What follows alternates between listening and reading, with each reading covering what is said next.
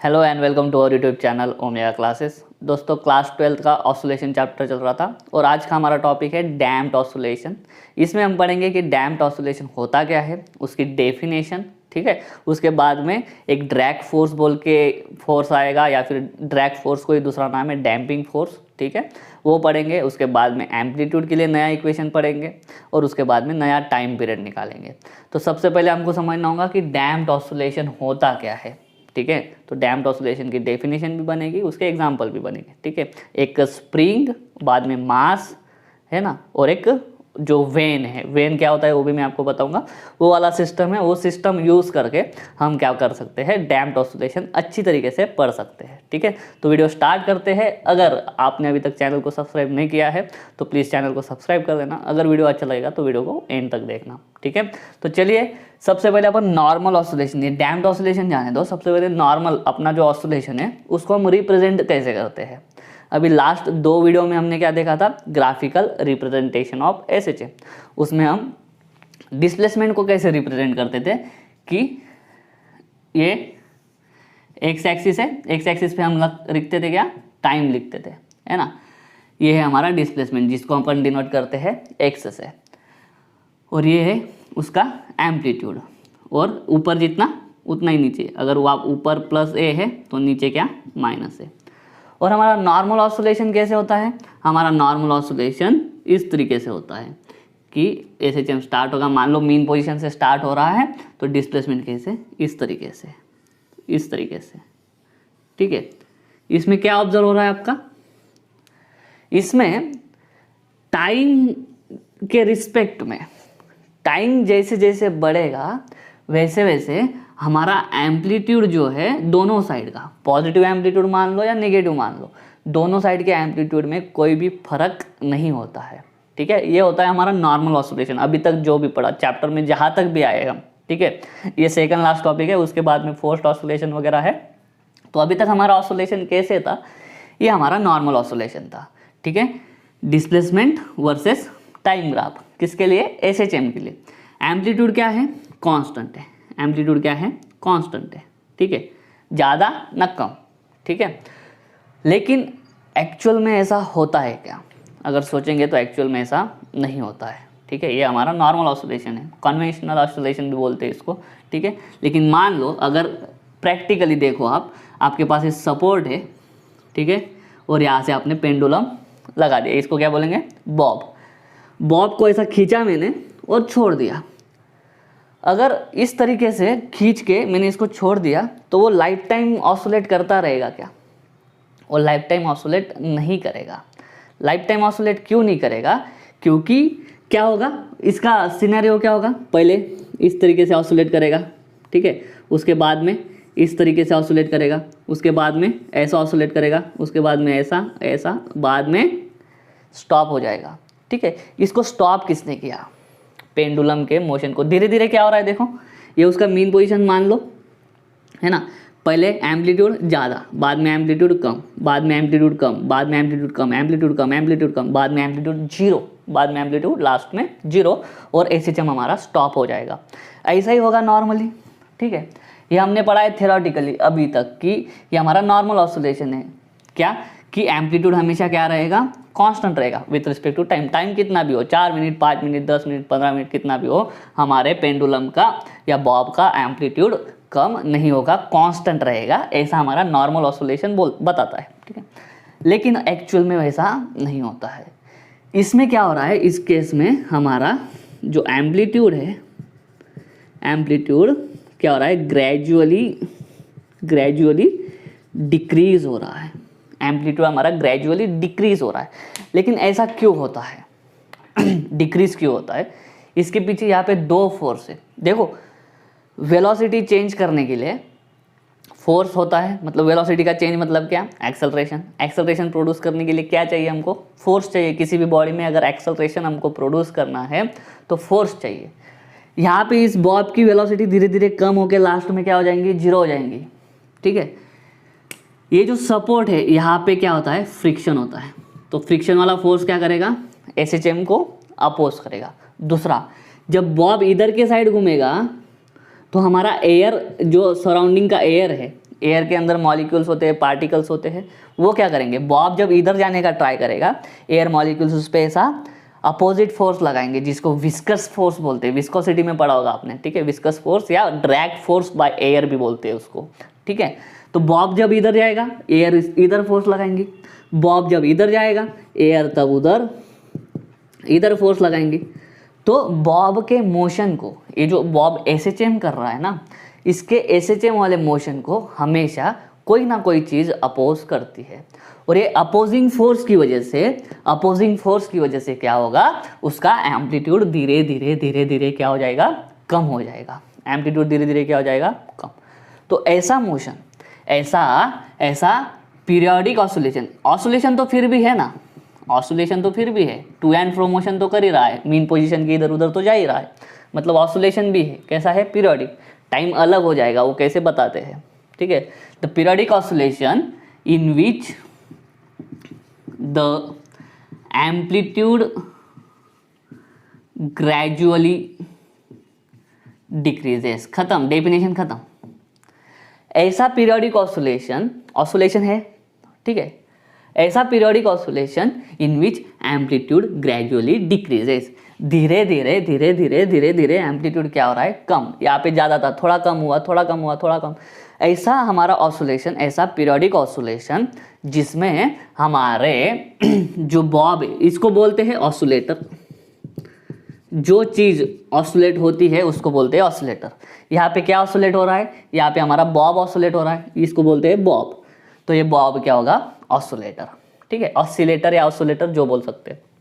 तो ऐसा periodic oscillation in which the amplitude of the oscillator decreases, gradually decreases, धीरे धीरे कम होता है, उस पीरियोडिक ऑसिलेशन को अपन क्या बोलते हैं, डैम्प्ड ऑसिलेशन ऐसे बोलते हैं। उम्मीद करता हूँ समझ में आ गया होगा।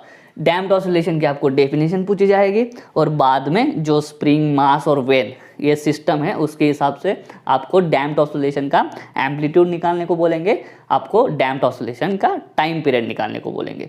ये दो चीज़ें क्यों निकालने को बोलेंगे, क्योंकि डैम्प्ड ऑसिलेशन में ये दोनों चीज़ें चेंज होती है, ठीक है। पहली केस तो आपको समझ में आ गया होगा कि एम्पलीट्यूड क्या होगा, एम्पलीट्यूड डिक्रीज होगा, और टाइम पीरियड के साथ क्या होगा, टाइम पीरियड क्या होगा, इंक्रीज होगा, ठीक है। मान लो इतना करने में उसको 5 सेकंड लग रहा है, ठीक है, लेकिन इतना करने में उसको कितना सेकंड लग सकता है पता है, 6 सेकंड लग सकता है। एम्पलीट्यूड कम हो रहा है लेकिन टाइम पीरियड क्या हो रहा है, बढ़ रहा है। तो 6 सेकंड पे ऐसे 4-5 ऑसिलेशन करेगा, वापस इधर 7 सेकंड पे 1-2 ऑसिलेशन करेगा, धीरे धीरे। तो डैम्प्ड ऑसिलेशन में क्या होता है ना, दो चीज़ें होती है। एक चीज़ जो होती है वो होती है एम्पलीट्यूड का डिक्रीज होना, और दूसरी चीज़ क्या होती है कि टाइम पीरियड का बढ़ना। टाइम पीरियड मतलब क्या, एक ऑसिलेशन कंप्लीट करने के लिए लगने वाला टाइम, ठीक है। तो ये कैसे होगा वो मैथमेटिकली भी हम देखेंगे, लेकिन यहाँ तक आपको क्या पढ़ना है, इतना 3-4 मिनट 5-6 मिनट का जो भी डिस्कशन है। डैम्प्ड ऑसिलेशन मतलब क्या, damped oscillations are periodic oscillations in which the amplitude gradually decreases, ठीक है, जिसमें एम्पलीट्यूड हमारा धीरे धीरे डिक्रीज होता है। एकदम ऑब्वियस एग्जांपल क्या है, पेंडुलम को ऑसिलेट करके छोड़ दो, कुछ देर बाद उसको अपने को दिख जाएगा कि धीरे धीरे एम्पलीट्यूड क्या हो रहा है, कम हो रहा है। और एम्पलीट्यूड कम हो रहा है, या ऐसे भी लिख सकते हैं, decreases due to external forces, ये भी लिख दो कि अच्छा रहेगा, कि कोई ना कोई एक्सटर्नल फोर्स उस पर काम कर रहा होगा, इसलिए एम्पलीट्यूड कम हो रहा होगा। अगर यहाँ पे एयर का फोर्स नहीं होता, फ्रिक्शन नहीं होता, ये दो एक्सटर्नल फोर्सेस अगर इस पे काम नहीं करते, तो हमारा एम्पलीट्यूड कम नहीं होता। तो एम्पलीट्यूड कम होने का रीज़न क्या है, एम्पलीट्यूड कम होने का रीज़न है ये एक्सटर्नल फोर्सेस। इस केस में क्या है, दो, एक है सपोर्ट और ये स्ट्रिंग जो है उसके बीच का फ्रिक्शन, और दूसरा एयर का विस्कस फोर्स। एयर का कौन सा force, viscous force, spelling mistake हो सकता है, देख लेना, लेकिन विस्कस फोर्स।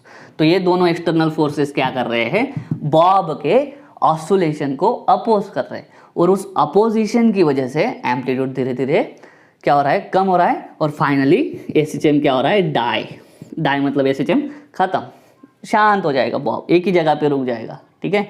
इवेंचुअली एसएचएम क्या हो जाएगा, डाई मतलब खत्म हो जाएगा, बॉब ऑसिलेट करना बंद कर देगा, ठीक है। तो डैम्प्ड ऑसिलेशन का डेफिनेशन जब आपको पूछेंगे तो उसमें लिखना कि damped oscillations are periodic oscillations in which the amplitude gradually decreases due to external forces. ठीक है, तो अभी हम देखते हैं, और जो चीज़ ऑसिलेट करेगी डैम्प्ड ऑसिलेशंस परफॉर्म करेगी। यहाँ पे हमारा बॉब क्या कर रहा है, डैम्प्ड ऑसिलेशन परफॉर्म कर रहा है, इसलिए इस बॉब को बोलेंगे डैम्प्ड ऑसिलेटर, इसलिए उस बॉब को क्या बोल देंगे, डैम्प्ड ऑसिलेटर। ठीक है, ऑसिलेटर नहीं पूछेंगे, ऑसिलेशंस पूछेंगे। ठीक है, उम्मीद करता हूँ समझ में आ गया होगा। अभी हम देखते हैं, एक सिस्टम लेंगे जिसमें क्या होगा, हमारा एक ब्लॉक होगा जिसका मास m होगा, एक स्प्रिंग होगा, स्प्रिंग हेल्प करेगी किसके लिए, एसएचएम परफॉर्म करने के लिए, और एक वेन सिस्टम होगा। वेन सिस्टम एक पानी या लिक्विड में सबमर्ज्ड होगा, सबमर्ज मतलब डूबा हुआ होगा, और उसकी वजह से कैसे डैम्पिंग ऑसिलेशन होता है, एम्पलीट्यूड का नया इक्वेशन क्या मिलता है, उसके बाद में टाइम पीरियड का नया फॉर्मूला क्या मिलता है, वो सारी चीज़ें हम देखेंगे। तो चलिए स्टार्ट करते हैं। चलो अब हम डैम्प्ड ऑसिलेशन पढ़ेंगे, है ना। उसमें सिस्टम देख लेते हैं क्या क्या है। ये तो पहले रिजिड सपोर्ट है, ये हो गया स्प्रिंग, स्प्रिंग हेल्प करेगा, है ना। जब ऑसिलेशन का फर्स्ट मतलब टॉपिक स्टार्ट किया था, क्या किया था अपन ने, स्प्रिंग लिया था और उसको ब्लॉक लगाया था, ब्लॉक को इधर लेके गए थे तो छोड़ दिया तो ऑसिलेशन स्टार्ट हो गया। तो ऑसिलेशन परफॉर्म करने के लिए हमारे पास स्प्रिंग होना जरूरी है, और स्प्रिंग का फोर्स जिसको स्प्रिंग फोर्स बोलते हैं उसको क्या कैसे लिखते हैं, F = -kx। ये पता होना चाहिए। K मतलब क्या होता है, K मतलब होता है स्प्रिंग कांस्टेंट। ठीक है, ये ब्लॉक है एक जिसका मास क्या है, m है। बाद में ये रॉड है, ये रॉड आगे जाके एक्सटेंड होगा किसमें, वेन में। एक्सटेंड होगा मतलब तब्दील होगा, चेंज होगा। ठीक है, यहाँ पे उसका मतलब वो है। ठीक है, ये जो है इसको बोलते हैं वेन, ये जो पार्ट है इसको बोलते हैं वेन। अभी ये वेन क्या है, ये वेन है submerged into the liquid, submerged in the liquid मतलब क्या, डूबा हुआ है, पूरा कैसा है, डूबा हुआ है। ठीक है, सबमर्ज्ड। अभी जो खेती बाड़ी करते होंगे उनको पता होगा कि सबमर्सिबल मोटर बोलते हैं, उनके यहाँ पे खेत में होता है। ठीक है, जो वेल होती है ना, जो कुआं होता है उसके अंदर जो मोटर लगाते हैं, मोटर क्या होता है, पानी में डूबी होती है, तो उन टाइप की मोटर को क्या बोलते हैं, सबमर्सिबल मोटर। ठीक है, सबमर्सिबल मतलब जो पानी में डूबी हुई है, लिक्विड में डूबा होता है। तो यहाँ पे हमारा जो ये वेन है इसको वेन बोल रहे हैं। ठीक है, ये जो वेन है वो क्या है, लिक्विड के अंदर सबमर्ज्ड है मतलब डूबा हुआ है। ठीक है, अभी ये ऑसिलेशन कैसे होगा, ये ऑसिलेशन वर्टिकल होगा। कैसे होगा, वर्टिकल। मैंने क्या किया, ब्लॉक को लिया, खींचा और छोड़ दिया। अभी ध्यान देना, थोड़ा इमेजिन करना, ब्लॉक को मैं जैसे ही खींचूंगा ब्लॉक नीचे जाएगा, और वैसे वैसे ये वेन भी नीचे जाएगा, क्योंकि वेन किसको अटैच है, ब्लॉक को अटैच है, ये रॉड के साथ में। ठीक है, तो पूरा ये सिस्टम नीचे आएगा और छोड़ दूंगा। जैसे ही छोड़ दूंगा हमारे स्प्रिंग की वजह से क्या होगा, हमारा ये जो ब्लॉक है वो वर्टिकली ऑसिलेट करने लग जाएगा। वो क्या करने लग जाएगा, वर्टिकली ऑसिलेट करने लग जाएगा। ठीक है, क्योंकि क्या, जब उसको नीचे खींचेंगे तो स्प्रिंग ऊपर खींचेगी उसको, तो छोड़ दिया तो ऊपर जाएगा, ऊपर जाएगा तो स्प्रिंग दबेगी, वापस स्प्रिंग उसको अपोजिट डायरेक्शन में फोर्स लगाएगी। ठीक है, तो वापस नीचे आएगा, वापस ऊपर जाएगा, वापस नीचे आएगा। ठीक है, तो इस तरह से हमारा ब्लॉक जो है, हमारा ब्लॉक क्या करेगा, वर्टिकल ऑसिलेशंस परफॉर्म करेगा। लेकिन क्या होगा, ऐसे आपको दिखेगा कि कुछ टाइम के बाद कुछ टाइम के बाद ऑसिलेशन बंद हो जाएगा। डायरेक्ट बंद हो जाएगा नहीं, कुछ टाइम के बाद क्या होगा, ये जो हमारा वर्टिकल ऑसिलेशंस है उसके एम्पलीट्यूड धीरे धीरे कम होंगे, और बाद में एसएचएम क्या हो जाएगा, एसएचएम खत्म हो जाएगा। ये तो आप प्रैक्टिकली ऑब्जर्व कर सकते हो। ठीक है, आराम से। ठीक है, तो मैथमेटिकली प्रूव करना है, ये तो जस्ट ऑब्जर्वेशन हो गया। अभी हमको क्या करना है, मैथमेटिकली प्रूव करना है। तो सबसे पहले क्या करेंगे, consider a system, consider a system made up of spring, block of mass m and a vein which is submerged inside the liquid, submerged in the liquid. ठीक है, the block performs vertical oscillations, the block performs vertical oscillation, then क्या होगा, the amplitudes of the oscillation will decrease, amplitude of the oscillation will decrease। क्यों decrease होगा, due to the damping force, और कौन सा force बोला मैंने, दूसरा drag force exerted by the liquid by the liquid on vein and ultimately on block। बताता हूँ इसका मतलब क्या है। देखो क्या होगा, ये नॉर्मल है, ये तो घर पे भी चेक कर सकते हो। किसी बर्तन में पानी लो और उसमें एक वेन की तरह कोई अरेंजमेंट है, उसको इंसर्ट करो, ठीक है। जब आप नीचे इंसर्ट करोगे तो अपने को थोड़ा सा फोर्स लगाना पड़ेगा सॉरी। जब इस वेन को, ये ऊपर वाला जान दो, अभी इतना ही कंसिडर करो, ये नीचे वाला, ये लिक्विड और ये वेन वाला पार्ट कंसिडर करो, ठीक है। जब कोई चीज़ अपन पानी में डुबोने की कोशिश करते हैं तो क्या हमको थोड़ा फोर्स लगाना पड़ता है। क्यों फोर्स लगाना पड़ता है? क्योंकि जब इस वेन का मोशन डाउनवर्ड होगा, अच्छे से सुनना, जब इस वेन का मोशन, ये वेन जब नीचे जाएगा तो लिक्विड क्या करती है, उसके ऊपर अपोजिट डायरेक्शन में फोर्स लगाती है, ठीक है। तो ब्लॉक जब हमारा नीचे आने का प्रयास करेगा तो वेन भी क्या करेगा, नीचे आएगा। लेकिन इस नीचे आने वाले मोशन को हमारा ये लिक्विड का फोर्स क्या करेगा, अपोज करेगा। तो अपोजिशन वाला फोर्स काम ये हो गया। अगर ये नहीं रहता हमारा लिक्विड तो और नीचे आ सकता था ब्लॉक, और नीचे आ सकता था, मतलब एम्पलीट्यूड बढ़ सकता था। लेकिन इस लिक्विड के अपोजिट फोर्स ने क्या किया, अपोजिशन वाले फोर्स ने उसका एम्पलीट्यूड कम कर दिया। वापस स्प्रिंग उसको खींच रही है। क्यों खींच रही है स्प्रिंग उसको? क्योंकि उसको क्या करना है, ऑसिलेशन मेंटेन रखना है। अगर स्प्रिंग नहीं रहेगा तो ऑसिलेशन हो ही नहीं सकता है, ठीक है। स्प्रिंग हेल्प कर रही है, स्प्रिंग क्या कर रही है, हेल्प की ऑसिलेशन हो। लेकिन हमारा ये लिक्विड वाला अपोजिशन वाला फोर्स क्या कर रहा है, वो हमारे ऑसिलेशन को दबा रहा है।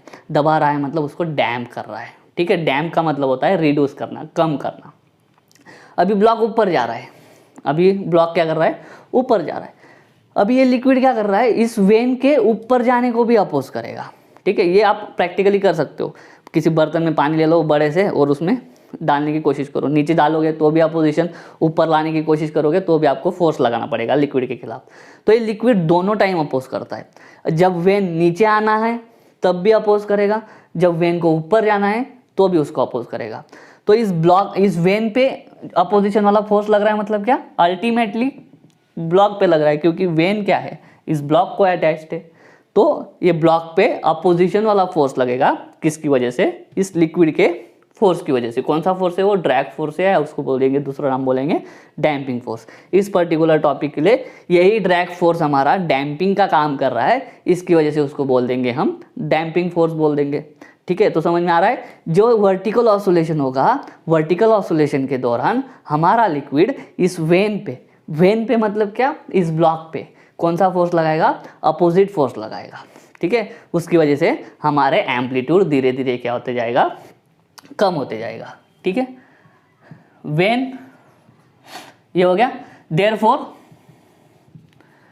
Therefore energy of spring block system decreases. तो धीरे धीरे क्या होगा, स्प्रिंग के अंदर की जितनी पोटेंशियल एनर्जी थी वो खींची, छोड़ दिया ब्लॉक को, वो काइनेटिक एनर्जी में कन्वर्ट हो गया। धीरे धीरे इसका वेलोसिटी क्या होगा, ब्लॉक का वेलोसिटी धीरे धीरे कम होगा। धीरे धीरे वेलोसिटी कम होगा तो इसकी वजह से क्या होगा, वेलोसिटी कम होने की वजह से एनर्जी कम होगी। अभी एनर्जी कम होगी वो ठीक है, लेकिन हम पढ़ते हैं law of conservation of energy.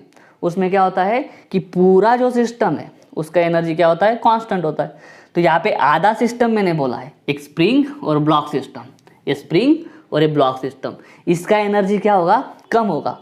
तो कौन से दूसरे पार्ट की एनर्जी बढ़ेगी, and this energy will be the increased energy of when liquid system, increased thermal energy. बताता हूँ कैसे। ये वेन और हमारा लिक्विड, इसके बीच में क्या हो रहा है, फ्रिक्शन हो रहा है, और फ्रिक्शन की वजह से क्या होगा, फ्रिक्शन की वजह से थर्मल एनर्जी प्रोड्यूस होगी। तुरंत इसका मतलब जो कोल्ड लिक्विड है वो तुरंत हॉट नहीं हो जाएगा, ज़्यादा टेम्परेचर नहीं बढ़ेगा, लेकिन थर्मल एनर्जी कुछ ना कुछ बढ़ेगी, क्योंकि क्या हो रहा है, ये वेन और हमारा लिक्विड, उसके बीच में क्या हो रहा है, फ्रिक्शन हो रहा है, ठीक है। तो ये धीरे धीरे इसका वेलोसिटी कम हो रहा है, तो इसका काइनेटिक एनर्जी कम होगा, मतलब एनर्जी कम होगा। तो इसका जितना एनर्जी कम हुआ उतना इसका एनर्जी बढ़ेगा, क्योंकि हमारा law of conservation of energy क्या बोलता है कि पूरे सिस्टम का टोटल एनर्जी कांस्टेंट। तो इतने सिस्टम का एनर्जी कम हुआ, तो जितने से कम हुआ उतने से इतने वाले सिस्टम का एनर्जी क्या होगा, बढ़ेगा। और ये कौन सी एनर्जी बढ़ेगी, इसकी थर्मल एनर्जी बढ़ जाएगी। अभी थर्मल एनर्जी क्यों बढ़ेगी, क्योंकि इनके दोनों के बीच में क्या हो रहा है, फ्रिक्शन हो रहा है। ठीक है, ठीक है। This decreased energy will be the increased thermal energy of, किसकी एनर्जी डिक्रीज होगी, स्प्रिंग ब्लॉक सिस्टम की। जितने से डिक्रीज होगी एनर्जी उतने से इनका थर्मल एनर्जी इंक्रीज होगा। ठीक है, अभी हमने बात करी डैम्पिंग फोर्स या ड्रैग फोर्स। वो ड्रैग फोर्स ऐसे लिखते हैं, drag force is equal to minus BV। Actually क्या है, FD directly proportional to velocity होता है। अब ये भी प्रैक्टिकल कंसेप्ट है। आप ट्राई करना, वेन को धीरे से लिक्विड के अंदर डालने का कोशिश करो। आपके घर में मॉब होगा, है ना, जिससे फर्शी साफ करते है ना, वो पानी में धीरे से डाल के देखो। धीरे से जब डालेंगे ना, मतलब जब उसका वेलोसिटी कम होगा, जब अपन उसको नीचे छोड़ रहे हैं, उसका वेलोसिटी जब कम होगा ना, तो उस मॉप पे लगने वाला डैम्पिंग फोर्स भी क्या होगा, कम होगा। लेकिन जैसे ही आप जोर से नीचे ऊपर करने लग जाओगे ना, तो वो लिक्विड भी क्या करेगा, ज़्यादा इस वेन पे क्या लगाएगा, फोर्स लगाएगा। मतलब क्या है, इस वेन की वेलोसिटी जितनी ज़्यादा, उतना ज़्यादा लिक्विड उस पर फोर्स लगाएगा। वापस बोलता हूँ, अगर ये वेन धीरे धीरे नीचे जाएगी, मतलब क्या, इस वेन का वेलोसिटी कम है, तो लिक्विड उस पर ज़्यादा फोर्स नहीं लगाएगा, लिक्विड भी उस पर क्या करेगी, कम फोर्स लगाएगा।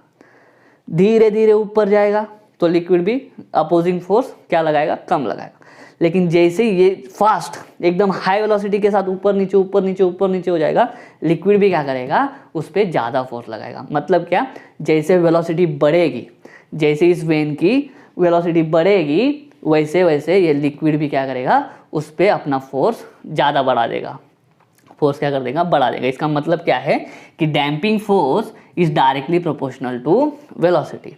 The damping force is directly proportional to velocity और डायरेक्टली प्रोपोर्शनल टू स्पीड बोल सकते हो, किसका, speed of the when.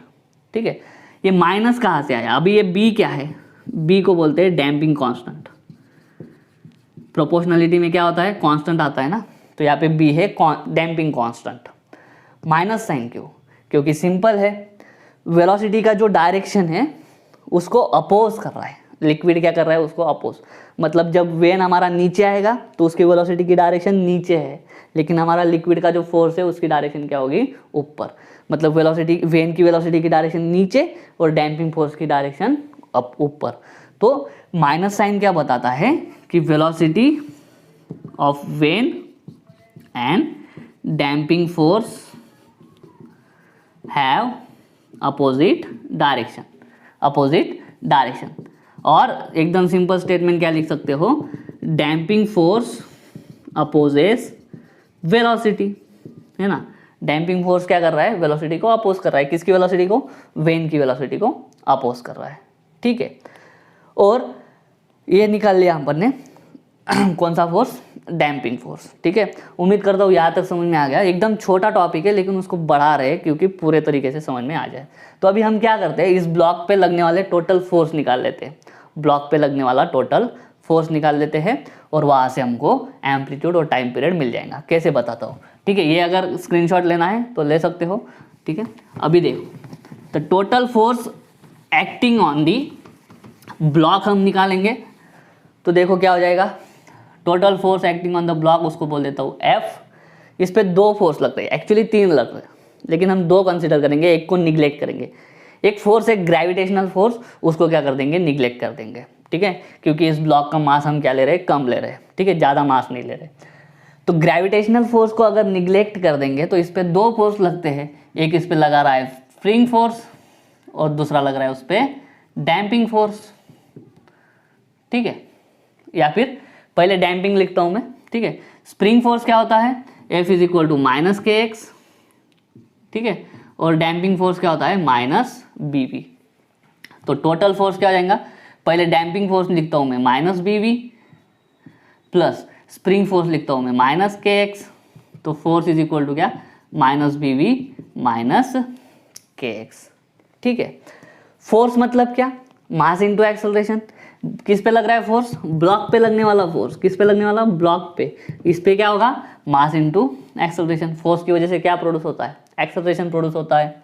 Is equal to minus B V minus K X, तो M A plus B V plus K X is equal to 0 लिख सकते हैं। क्यों? ये माइनस इधर आके प्लस, ये माइनस इधर आके प्लस। एम एक्सेलरेशन को लिखते हैं d2x अपॉन dt स्क्वायर। अभी ये कैसे पता है आपको? x डिस्प्लेसमेंट है, वेलोसिटी होता है dx बाई dt, और एक्सेलरेशन मतलब वापस एक बार डेरिवेटिव, वापस एक बार डेरिवेटिव मतलब d2x अपॉन dt स्क्वायर, तो वो हो गया। प्लस b वेलोसिटी क्या? dx by dt plus K X is equal to 0। ये है आपका differential equation of damped oscillation. इसको बोलते हैं differential equation of damped oscillation. ठीक है, कैसे निकाला? ब्लॉक पे लगने वाले फोर्सेस लिखे। एक होता है स्प्रिंग फोर्स, दूसरा होता है डैम्पिंग फोर्स। डैम्पिंग फोर्स ये रहा, स्प्रिंग फोर्स ये रहा। ठीक है, बाद में एक्सेलरेशन की वैल्यू डाली d2x upon dt square, velocity का डाला dx बाई dt। अभी इसका सॉल्यूशन डायरेक्ट दिया हुआ है बुक में, और डायरेक्ट देना सही भी है। क्यों? क्योंकि आपका मैथमेटिक्स 2 में एक सेपरेट चैप्टर है solution of differential equation, solution of differential equation. वो चैप्टर में आपको इसका जो ये इसको बोलते हैं डिफरेंशियल इक्वेशन, ये डिफरेंशियल इक्वेशन को कैसे सॉल्व करते हैं वो उन्होंने अच्छे से बताया हुआ है। तो और आपका एक्सपेक्टेड क्या है? फिजिक्स में, ये फिजिक्स में अगर आता है तो ये सॉल्व करने की ज़रूरत नहीं है। इसका आपको क्या लिखना है? डायरेक्ट आंसर लिखना है। डायरेक्ट आंसर लिखना है मतलब एक्स की वैल्यू निकालना। किसकी वैल्यू निकालना? एक्स की वैल्यू। तो एक्स आएगा इसमें capital A E raise to minus B T upon 2m into cos of omega dash T plus 5। अभी क्या है ना, ये कैसे आया वो सोचो नहीं। अभी के लिए क्या है, अगर आपका चैप्टर कंप्लीट नहीं हुआ है सॉल्यूशन ऑफ डिफरेंशियल इक्वेशन, तो ये समझ में नहीं आएगा अभी के लिए। ठीक है, लेकिन जैसे ही आपका चैप्टर कंप्लीट हो जाएगा, जैसे आपका चैप्टर कंप्लीट हो जाएगा तो आपको ये वाला भी आप आराम से सॉल्व कर सकोगे। ठीक है, पहले हमारा क्या था? अगर हमारा ये वेन सिस्टम नहीं रहता, तो वेन सिस्टम नहीं रहता, ग्रेविटेशनल फोर्स भी नहीं रहता, तो हमारा क्या होता था? X cos omega T. इस तरीके से क्या हो, क्योंकि मैं इसको एक्सट्रीम पोजीशन पे लेके जाता और एक्सट्रीम पोजीशन से छोड़ता, तो SHM will start from extreme position. तो पहले हमारा एम्पलीट्यूड कितना होता था? कैपिटल ए जितना होता था। ठीक है, लेकिन अभी हमारा एम्पलीट्यूड कितना होगा? हमारा एम्पलीट्यूड इतना होगा। ये इतना जो पार्ट है इसको बोलते हैं amplitude of damped oscillation. Amplitude of damped oscillation. X क्या बोलेंगे? न्यू एम्पलीट्यूड क्या होगा? New amplitude is equal to A into E raise to minus B T upon 2m। A मतलब ओरिजिनल वाला amplitude, E raise to minus B, B मतलब damping constant पता है, T मतलब टाइम जो बढ़ता रहेगा, 2 है, एम मतलब ब्लॉक का मास है। देखो जैसे जैसे टाइम बढ़ेगा, जैसे जैसे टाइम बढ़ेगा वैसे वैसे ये वाला पार्ट बढ़ेगा, वैसे वाला निगेटिव पावर बढ़ेगी। निगेटिव पावर बढ़ना मतलब ये पूरा क्या होगा? ये पूरा क्या हो जाएगा? कम हो जाएगा, क्योंकि निगेटिव पावर बढ़ी मतलब इतना टर्म क्या होगा? कम, और उससे मल्टीप्लाई वाला भी पूरा पार्ट क्या हो जाएगा? कम। तो मतलब क्या है, जैसे जैसे टाइम बढ़ेगा वैसे वैसे हमारा एम्पलीट्यूड कम होगा, और टाइम की रिस्पेक्ट में एम्पलीट्यूड का कम होना उसी को क्या बोलते हैं? डैम्प्ड ऑसिलेशन बोलते हैं। ये इसका पता चला, ये माइनस की वजह से, ये माइनस टर्म की वजह से क्या होगा? टाइम जैसे ही बढ़ेगा तो न्यूमरेटर में बढ़ा तो ये पावर बढ़ी, लेकिन पावर के आगे क्या लगा हुआ है? माइनस लगा हुआ है, तो ये पूरा टर्म क्या हो जाएगा? पूरा टर्म कम हो जाएगा। ठीक है, और इक्वेशन अगर देखोगे तो x इज इक्वल टू ये है पूरा एम्पलीट्यूड और कॉस इतना, यहाँ पे भी ट्रिग्नोमेट्रिक फंक्शन है, यहाँ पे भी ट्रिग्नोमेट्रिक फंक्शन है। मतलब क्या? ये cos omega dash T plus 5, ये इतना टर्म क्या बता रहा है कि motion is still SHM। Motion फिर भी SHM ही है, मतलब ऑसिलेशन हो रहा है, लेकिन क्या हो रहा है? एम्पलीट्यूड उसका कम हो रहा है। ठीक है, कैमरा चेक कर लो। ओके तो ये जो ट्रिग्नोमेट्रिक वाली टर्म है ना, वो आपको बता रही है कि SHM ही है मोशन। मोशन क्या है? SHM ही है, लेकिन ये टर्म क्या बता रही है? ये टर्म आपको बता रही है कि एम्पलीट्यूड टाइम के हिसाब से कम होगा। तो एम्पलीट्यूड कैसे बनाएंगे? अभी इसको निकाल देते हैं। तो एम्पलीट्यूड कैसे बनेगा? एकदम सिंपल बनेगा ग्राफ। ये हमारा थोड़ा और बड़ा कर लेते हैं। ये टाइम एक्सिस, ये एक्स, ये होता है स्टार्टिंग में इतना एम्पलीट्यूड होगा हमारा, स्टार्टिंग वाला एम्पलीट्यूड है ना, ब्लॉक को लेके जाके जहाँ से मैं छोड़ूंगा वो हमारा इनिशियल एम्पलीट्यूड होगा। बाद में क्या होगा, एम्पलीट्यूड धीरे धीरे कम होते जाएगा, बाद में एम्पलीट्यूड धीरे धीरे कम होते जाएगा। ठीक है, तो ग्राफ इस तरीके से बनेगा।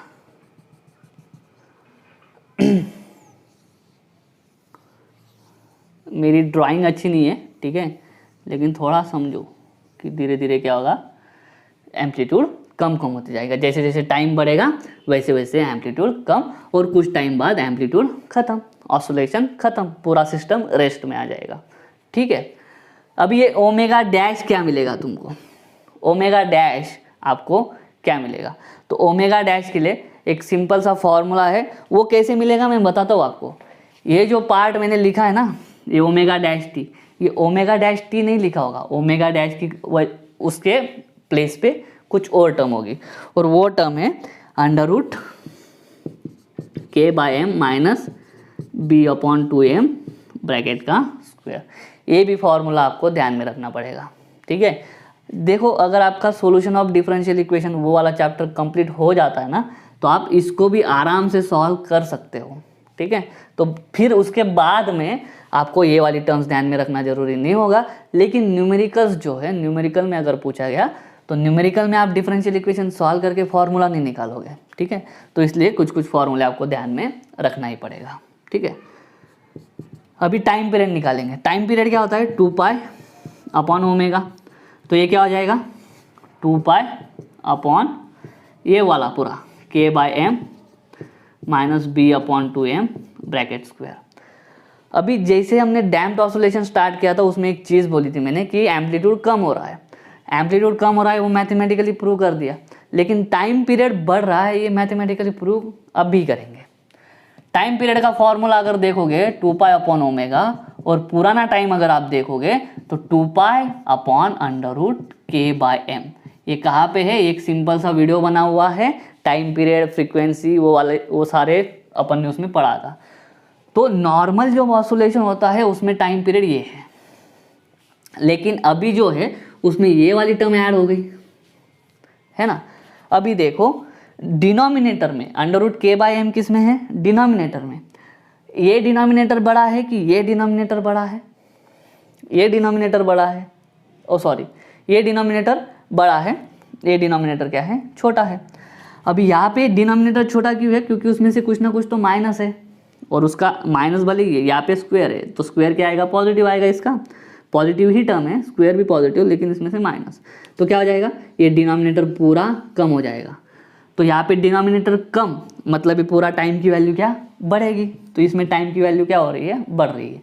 यहाँ पे टाइम की वैल्यू क्या थी 3 सेकंड मान लो, तो यहाँ पे टाइम की वैल्यू क्या हो सकती है 4 सेकंड भी हो सकती है, क्योंकि इसका डिनोमिनेटर बड़ा है, इसका डिनोमिनेटर छोटा है। क्योंकि छोटा क्यों है, क्योंकि इतनी टर्म उसमें से माइनस हो रही है।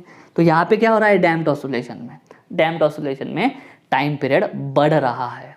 ठीक है, एम्पलीट्यूड क्या हो रहा है, एम्पलीट्यूड कम हो रहा है। डैम्पिंग फोर्स क्या है, डैम्पिंग फोर्स वेलोसिटी को डायरेक्टली प्रोपोर्शनल है, लेकिन डैम्पिंग फोर्स का डायरेक्शन जो है वो वेलोसिटी के डायरेक्शन के अपोजिट है। ठीक है, उतना करना था। तो हमने यहाँ पे क्या करा, अभी डैम्पिंग आइसोलेशन का डेफिनेशन पढ़ा। ठीक है, उसके बाद में 2 फोर्सेस थे, एक डैम्पिंग फोर्स क्या होता है, किस पे डिपेंड है वो देखा। उसके बाद में ये सिस्टम कंसिडर करा, यहाँ पे जो था मास था, उसके बाद में स्प्रिंग था, उसके बाद में वेन था, लिक्विड था, वो वाला सिस्टम से हमने टोटल फोर्स निकाल लिया ब्लॉक पे लगने वाला। ये डिफरेंशियल इक्वेशन मिला, डिफरेंशियल इक्वेशन को सॉल्व नहीं किया, डायरेक्ट उसका आंसर लिखा है। ठीक है, ये इतना होगा एम्पलीट्यूड, और यहाँ से बता दिया कि टाइम के हिसाब से एम्पलीट्यूड कम होगा। ओमेगा डैश टी, ये पूरा जो फेज वाला पार्ट है, ट्रिग्नोमेट्रिक पार्ट जो है, वो क्या बताता है आपको कि एसएचएम फिर भी जो मोशन है वो क्या है, एसएचएम ही है, लेकिन एम्पलीट्यूड कम होगा। और दूसरी चीज़ टाइम पीरियड बढ़ेगा। ये है ओमेगा डैश के लिए फॉर्मूला। ये है धीरे धीरे एम्पलीट्यूड कम हो रहा है। ठीक है, तो इस तरीके से बता सकते हैं। उम्मीद करता हूँ समझ में आ गया होगा। अगर ऐसा है तो वीडियो को लाइक करो, वीडियो को शेयर करो, चैनल को सब्सक्राइब कर देना। मिलता हूँ नेक्स्ट वीडियो में, तब तक के लिए जय हिंद।